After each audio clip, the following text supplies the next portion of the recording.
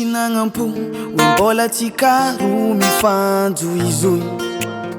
raha tantara tsy angano ary tsy ho tapitra fa tantara mitoy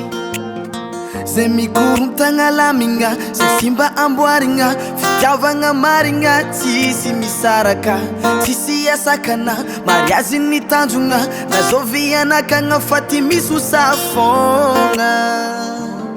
tsika tsy agnekory sy ny fitsapagna fa izy ho safogna izy koa mbola anao fogna ankilako izy ho safogna tsika tsy agnekory sy ny fitsapagna fa izy ho safogna izy koa mbola anao fogna ankilako ekeko fa lava nidya tsy mora mitya fa vonogna zaho hagnomiazy tsara minay hasambatra anao vonogna zaho ekeko fa maro tsy tia fa koava minay hodiako tsy hita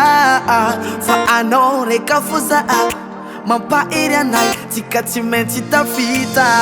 zay mikorontagna lamigna sy simba amboarigna fitiavagna marigna tsisy misaraka tsisy asakana mariazy ny tanjogna nazovy anakagna fa ty misy ho safogna tsika tsy agnekory sy ny fitsapagna fa izy ho safogna izy koa mbola anao fogna ankilako izy ho safogna tsika tsy agnekory sy ny fitsapagna fa izy ho safogna izy koa mbola anao fogna ankilako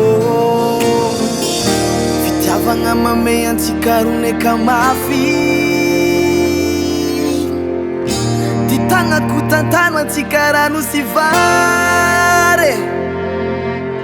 na ino kitogna kiantra tsika ro tsy fagnary